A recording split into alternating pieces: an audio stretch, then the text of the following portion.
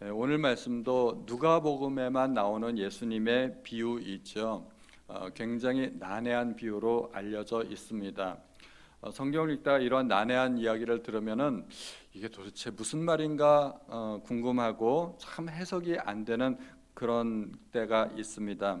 오늘 이 비유를 읽다 보면은 이게 참 어렵습니다. 이해가 안 되죠. 여기에 청지기가 나오는데 청지기가 잘했다는 말인지 못했다는 말인지, 또 주인은 왜 청지기를 칭찬했는지, 또 불의한 재물이라는 건 무슨 뜻인지 참 어렵습니다.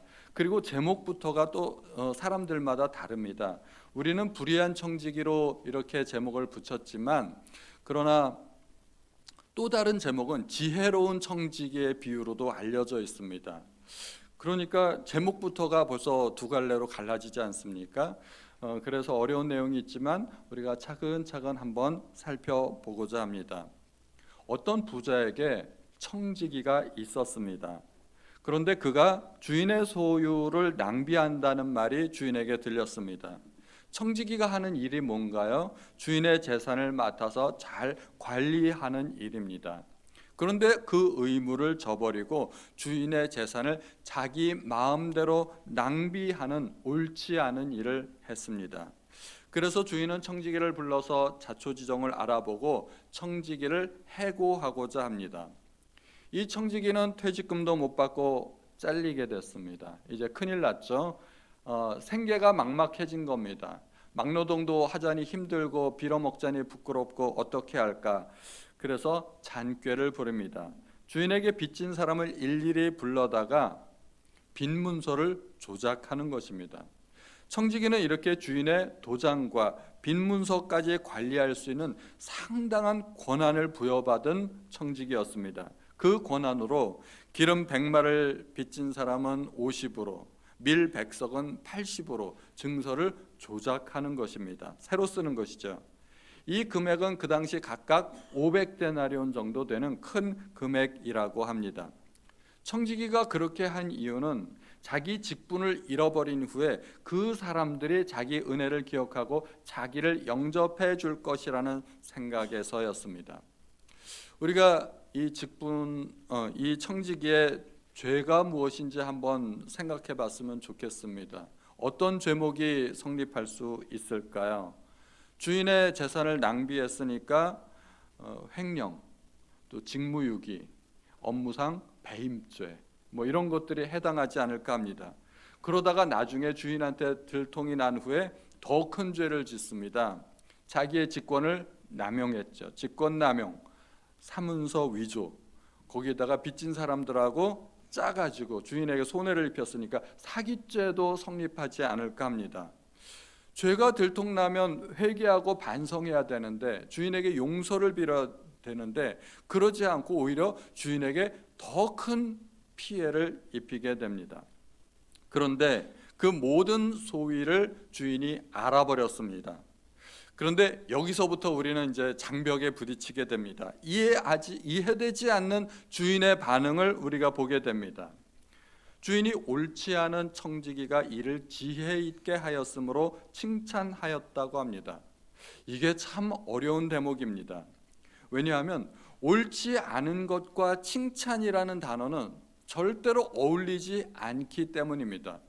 어울리지 않는 두 단어가 한 문장 안에서 한 사람에게 사용됐으니까 이게 정말 난해하기 짝이 없습니다.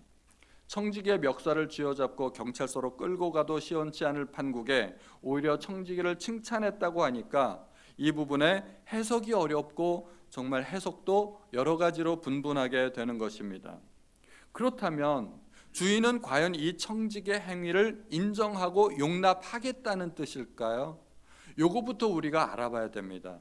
이 청지기의 행동은 어떻게 해서라도 정당화될 수 없습니다. 잘못된 거죠. 주인이 청지기를 칭찬했기 때문에 청지기가 잘했다는 것이냐? 결코 잘했다고 볼 수 없습니다.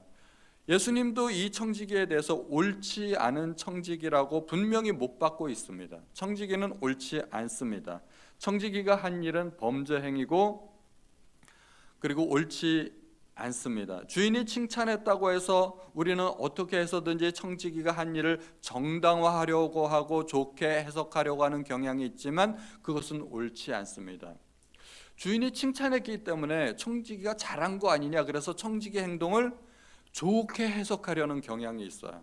그리고 미화하고 정당화하려고 그렇게 하려는 의도들이 있는데 그렇게 할 필요 없습니다. 그냥 쉽게 이것은 옳지 않은 일이다, 그렇게 생각하면 됩니다.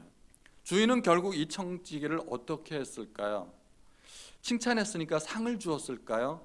그렇지 않을 것입니다. 그에 합당한 벌을 주었을 것입니다. 이 청지기도 자기가 벌 받을 거라고 예상하지 않았습니까? 그러므로 어떻게 해석을 해도 이 청지기는 잘했다고 볼 수 없습니다. 이 청지기의 행동을 절대로 미화하거나 정당화해서는 안 됩니다. 주인이 칭찬한 것은 그가 지혜롭게 처신했다는 것입니다. 그런데 그 지혜마저도 올바른 지혜가 아닙니다. 악하고 불의한 지혜입니다. 그러면은 도대체 주인의 생각은 뭐냐? 청지기가 이를 지혜 있게 하였으므로 주인이 칭찬했다는 것은 무슨 의미가 있는가? 청지기가 잔머리 굴리는데 탄복했다는 의미로 생각하시면 될 겁니다. 주인의 가슴속에 이런 생각이 드는 거죠. 어렵쇼 이놈 봐라. 그런 말투가 나올 것 같지 않습니까? 청지기가 잘했다는 것이 아니라 청지기의 잔꾀에 혀를 내둘렀다, 기가 막히고 할 말을 잃었다 하는 것입니다. 청지기의 소행에 놀라고 경악을 금하지 못했다는 것입니다. 이것이 칭찬이라는 단어로 표현된 것입니다. 우리도 가끔 그럴 때가 있어요. 사실은 나쁜 사람들의 탁월한 능력과 지혜 때문에 탄복하고 그런 사람들을 칭찬하는 경우가 있습니다. 1997년도에 대한민국에 놀라운 일이 발생했습니다. 신창원이라는 무기징역수가 탈옥한 것입니다. 부산 교도소의 감방 화장실에 쇠창살을 절단하고 교도소를 탈출하는 정말 영화 같은 일이 실제로 발생했습니다. 도주 행각이 무려 2년 6개월간 있었습니다. 워낙 신출귀몰해서 세간에서 말이 많았던 인물입니다. 정부에서 신창원을 잡기 위해 전국에 수배령을 내리고 공권력을 총동원했지만 잡지 못했습니다. 경찰이 신창원을 눈앞에 두고 맞닥뜨렸는데도 불구하고 오히려 신창원이 경찰들을 제압하고 유유하게 도망가 버리는 일도 발생했습니다. 그리고 이동할 때는 주로 밤에 이동하고 낮에는 산에서 낙엽을 덮고 잤다고 합니다. 대단하지 않습니까? 재미있는 것은 이 신창원에 대해서 국민들의 반응이 조금씩 바뀌더라 하는 것입니다. 처음에는 탈옥수, 죄수 무서워했습니다. 그런데 워낙 도망다니는 재주가 탁월하다 보니까 붙잡히지도 않고 신출귀물하다 보니까 국민들 사이에서 재주가 뛰어나네, 도망다니는 재주가 뛰어난 사람으로 인정받게 된 것입니다. 급기야는 신창원의 별명이 붙었습니다. 신길동이 됐습니다. 나중에는 신창원을 주인공으로 한 만화도 나왔습니다.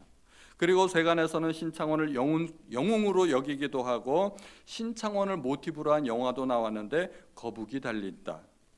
탈옥수 신창원이라는 게임도 나오고 좀비 고등학교라는 만화에서는 이름을 살짝 바꿔서 신창완이라는 사람이 또 등장합니다. 그래서 국민들 사이에서는 이 신창원을 우리나라 특공대 조교로 삼아야 된다, 또는 신창원을 훈련시켜서 북한에 보내야 된다, 별 말이 다 있었습니다. 그렇지만 신창원이 국민들 사이에서 아무리 좋은 반응을 얻어봤자 그의 정체는 결국은 탈옥범에 지나지 않습니다. 국민들은 그 도망하는 재주를 잠깐 칭찬하기는 했지만 결국은 국민의 신고로 다시 감옥에 가게 되었습니다.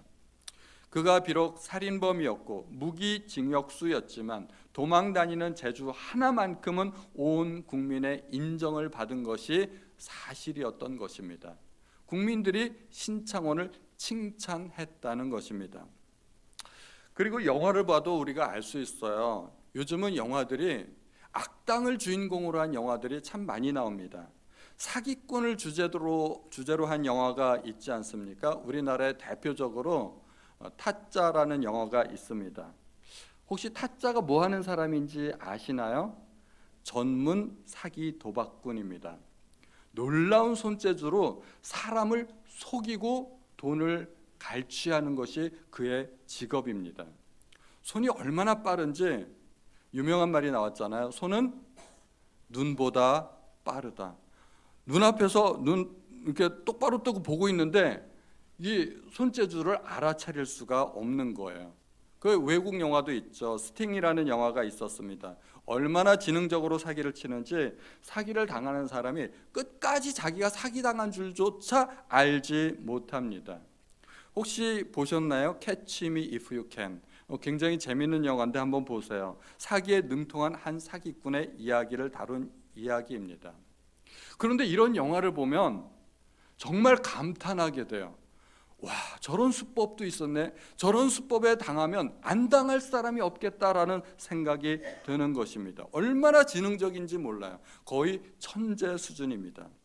이렇게 이 세대의 아들들은 자기 시대에 있어서 빛의 아들들보다 더 지혜롭다는 것입니다. 그런데 그 지혜는 옳지 않은 지혜입니다. 남들에게 피해를 주는 그런 나쁜 지혜일 뿐입니다. 나쁜 사람을 주인공으로 다룬 영화들이 꽤 많은데 우리나라에서 또 제가 생각하기에 장군의 아들이란 영화가 있었습니다. 김두한의 일대기를 다루고 있죠. 김두한은 김좌진 장군의 아들이었습니다. 그런데 그 영화에서 독립운동에 대한 얘기는 전혀 나오지 않습니다. 혹시 김두한의 직업은 뭔지 아십니까? 조직폭력배 두목입니다. 솔직히 이야기하면 그렇습니다. 김두한이 잘하는 게 뭔가요? 쌈박질. 쌈박질 하나는 끝내주게 잘합니다. 김두한이 정의를 위해서 싸우는 것도 아니고 나라를 위해서 싸우는 것도 아니고 그냥 조폭 두목일 뿐입니다. 명동과 충무로를 장악했던 하야시가 종로를 넘보게 되자 김두한이 막아냈다는 데 대해서 사람들은 쾌감을 느끼고 희열을 느낍니다. 그런데 우리가 잘 모르는 사실이 있어요. 하야시가 일본 사람인 것처럼 나오지만 하야시도 사실은 조선 사람이었습니다. 개명한 거죠. 김두한과 똑같은 조폭일 뿐입니다. 결국 장군의 아들이라는 영화는 조폭 간의 영역 다툼을 소재로 한 영화입니다. 조폭 두목이 그렇게 영화의 주인공으로 나오고 그 영화를 보면 우리는 은근히 저 조폭 두목이 잘 됐으면 좋겠다 그런 생각을 갖게 돼요. 타짜 영화를 보면 그 사기꾼이 잘 됐으면 좋겠다는 마음을 갖게 돼요. 은근히 응원하게 된다니까요.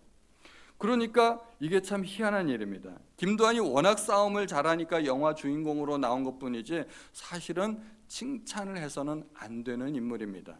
오늘 본문의 청지기가 그렇습니다.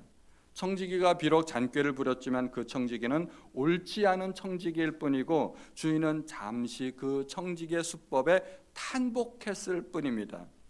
그러므로 주인이 청지기가 일을 지혜롭게 했다고 하는 것은 그가 잘했다는 내용이 아닙니다. 청지기의 지혜는 결코 올바른 지혜가 아니고 본받아서도 안 됩니다.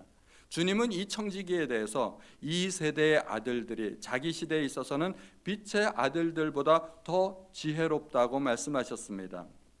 주님의 말씀을 제가 이렇게 해석해 봤습니다. 봐라, 세상 사람들도 자기 앞가림하는 데는 이렇게 영악하지 않느냐. 너희는 세상에서 비둘기같이 순결해야 하지만 그러나 멍청해서는 안 된다. 너희도 뱀 같은 지혜가 필요하다. 이렇게 말씀하시는 것입니다. 그러므로 오늘 본문에서 우리가 주의 깊게 봐야 될 핵심 단어가 두 가지가 있는데 하나는 재물, 하나는 지혜입니다. 너희도 지혜가 필요하다는 것입니다. 세상의 아들들도 자기 앞가림을 하는 데는 이렇게 탁월한데 빛의 아들도 미래를 대비하여야 하지 않겠느냐. 지혜를 발휘하라 하는 것입니다. 지혜는 위험을 대처하는 능력을 지혜라고 합니다. 또 지혜는 미래에 대비할 수 있는 능력도 지혜라고 합니다. 이 불의한 청지기는 위험에 대처할 수 있었고 미래를 대비할 수 있었죠. 그래서 지혜롭다고 하는 것입니다. 너희들도 지혜로워라. 그래서 너희들은 어떻게 해야 되느냐? 불의의 제물로 친구를 사귀라 하는 것입니다. 자, 이제 다음 단락으로 넘어가죠. 불의의 제물은 그럼 도대체 뭘까요? 보통 불의의 제물 하면 딱 떠오르는 생각이 옳지 않은 방법으로 벌어들인 제물, 예를 들어 도둑질을 하거나 사기를 치거나 그래서 벌어들인 돈은 불의의 제물이라고 할 수 있습니다. 그런데 본문에서는 그런 뉘앙스가 전혀 없습니다. 본문에서 청지기가 낭비했던 재물은 주인의 소유였습니다. 불의한 청지기가 탕감해 주었던 빚도 주인의 재산이었습니다. 그러므로 청지기가 사용했던 불의의 재물은 곧 그가 임의로 사용했던 주인의 재물이라고 정의할 수가 있습니다. 잘못 벌어들인 돈이 아니라 잘못 사용된 돈이 불의한 재물이라는 것입니다. 예수님은 제자들에게 불의의 재물을 사용하라고 말씀하십니다. 그 말씀을 제자들에게만 주셨나요? 오늘날 우리 모든 성도들에게 똑같이 주신 말씀입니다. 그러면 여기서 우리가 깨달아야 할 게 하나 있습니다. 우리가 사용하고 있는 모든 재물은 불의한 재물이라는 것입니다. 예수님께서 이 비유에서 우리에게 꼭 집어주시고자 하는 내용이 있는데, 내가 내 마음대로 쓰고 있는 재물이 사실은 내 것이 아니라 주인의 것이었다는 것입니다. 내가 열심히 일해서 내가 노력해서 번 돈인데 내 것이 아니라고요? 네, 맞습니다. 내 것이 아닙니다. 하나님께서 맡겨두신 것입니다. 부자들에게는 하나님께서 많은 재물을 맡겨두셨고, 가난한 사람들에게는 하나님께서 적은 재물을 맡겨두신 것입니다. 달란트 비유에서 그것이 나오지 않습니까? 내 생명도 내 재능도 건강과 재물과 시간까지 모두 하나님의 것입니다. 하나님께서 나에게 이 땅에 내가 사는 동안 맡겨두신 것입니다. 우리는 그것도 모르고 내 마음대로 사용하지 않았습니까? 그래서 불의한 청지기가 사실은 우리랑 똑같은 사람입니다. 예수님은 우리를 불의한 청지기로 보고 계십니다. 나에게 맡겨진 재물을 내 것이라 생각하고 내 마음대로 먹고 마시고 입고 누리기도 하고 살아가는데 사용했습니다. 그런데 그 재물이 내 것이 아니라 주인에게 속한 것이고 나에게 맡겨진 것이라면 우리도 똑같이 주인의 재산을 낭비하는 사람이 될 수 있는 것입니다. 그래서 주님은 우리에게 불의의 재물로 친구를 사귀라고 말씀하십니다. 재물을 오직 나만을 위해서 사용할 것이 아니라 재물로 친구를 사귀는데 사용해야 한다는 것입니다. 그러면 그 친구가 우리를 영주할 처소로 영접한다고 합니다. 영주할 처소, 영원히 거주할 처소, 어디일까요? 이 땅에는 그런 곳이 없습니다. 천국이고 하나님의 나라입니다. 즉 재물을 영혼 구원을 위해서 사용하라는 것입니다. 그러면 우리가 하나님 나라에 갈 때 우리에게 도움을 받았던 그 사람들이 우리를 환영하고 따뜻하게 맞아주리라는 것입니다. 그래서 선교사님들이 선교지에 가면 돈이 참 많이 필요로 합니다. 현지인들을 위해서 배고픔을 해결하기 위해서 빵도 줘야 되고 우물도 파줘야 되고 학교도 지어줘야 되고 병원도 지어줘야 되고, 이게 교회만 세운다고 전도가 되는 게 아니라는 것입니다. 돈이 필요합니다. 전도가 참 어렵지 않습니까? 모르는 사람이건 아는 사람이건 전도한다고 해서 교회를 오는 경우는 거의 없습니다. 전도가 왜 어려울까요? 제가 비밀을 알려드릴게요. 전도가 어려운 이유는 우리가 말로만 전도하기 때문에 그렇습니다. 전도를 제대로 하려면 돈이 들어가야 됩니다. 전도하기 전에 내가 아는 사람 전도하고 싶은데 전도하기 전에 밥도 사주고 커피도 사주고 잔뜩 미끼를 뿌려놔야 됩니다. 그래서 유명한 전도왕들은 대개 그렇게 전도하는 분들입니다. 말로만 전도하면서 전도가 힘들다 어렵다 그러는 겁니다. 예전에 광화문에서 동성애 반대 집회가 열린 적이 있었습니다. 한쪽에서 동성애 반대 집회, 동성애 퀴어 축제를 하는데 반대쪽에서 이제 그 동성애 반대 집회를 하는 것입니다. 이렇게 상반되는 집회를 하면 숫자가 매우 중요합니다. 예를 들어서 저쪽에서 한 10,000명쯤 모였는데 이쪽에서 100명 모였다. 그러면 차라리 안 하는 게 낫습니다. 괜히 이미지만 흐려집니다.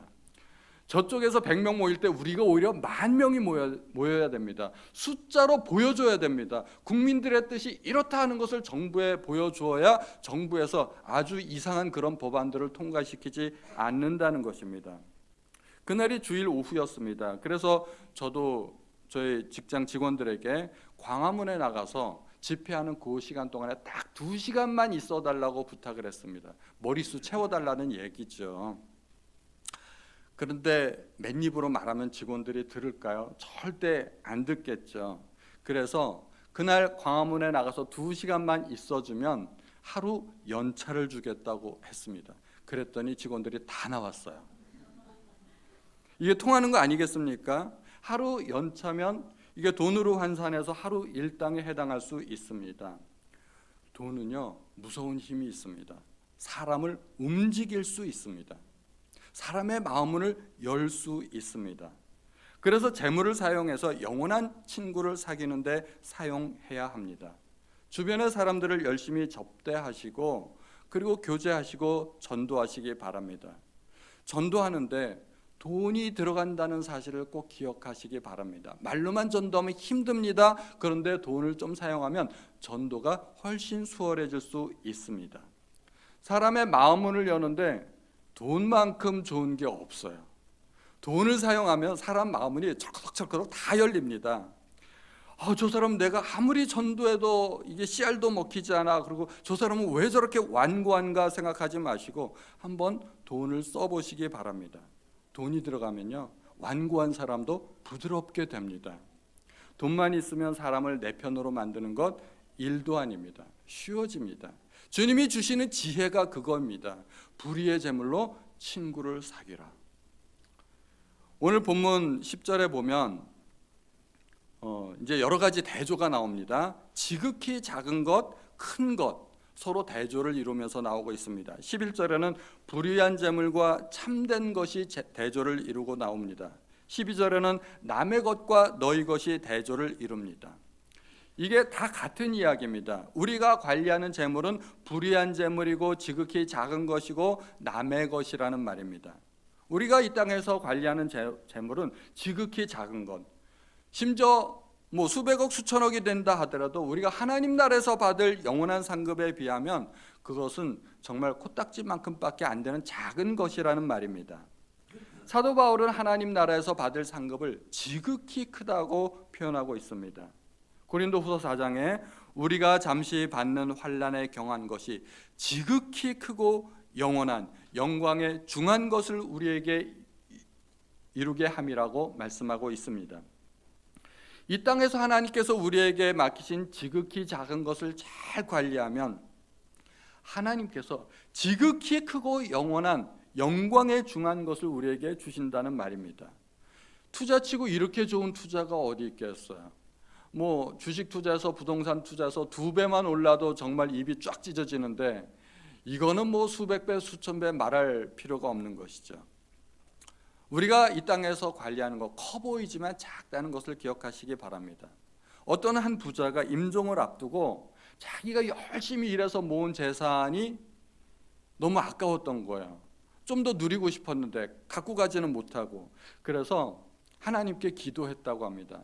하나님, 내가 가진 재산 중에서 딱 한 가지만 가져갈 수 있게 해주세요. 그랬더니 하나님께서 좋다, 네 맘대로 해라 응답해 주셨답니다. 뭘 가지고 갈까? 금을 가지고 가자. 요즘은 금값이 천정부지로 솟지 않습니까? 자기 가진 재산을 다 팔아서 금으로 바꿨답니다. 그리고서 자기가 죽을 때 그 침대 옆에다가 수레를 갖다 놓고 거기다 금을 다 쏟아 부어 놓은 거예요. 내가 죽을 때 이거 갖고 갔으면 좋겠다. 그리고서 눈을 딱 떠보니까 정말 천국문 앞에 와 있는 거예요. 옆을 딱 보니까 자기가 준비했던 그 금이 다 고스란히 그대로 있는 거예요. 희열을 느꼈겠죠. 와, 땡 잡았다. 그런데 자기를 영접하러 베드로가 나왔습니다. 이제 베드로가 천국으로 인도해 주려고 하는데 베드로가 딱 보더니 하는 말이, 넌 왜 보도블록을 갖고 왔냐? 그러면서 천국문을 딱 열어주는데 천국의 길바닥이 금으로 깔린 거예요.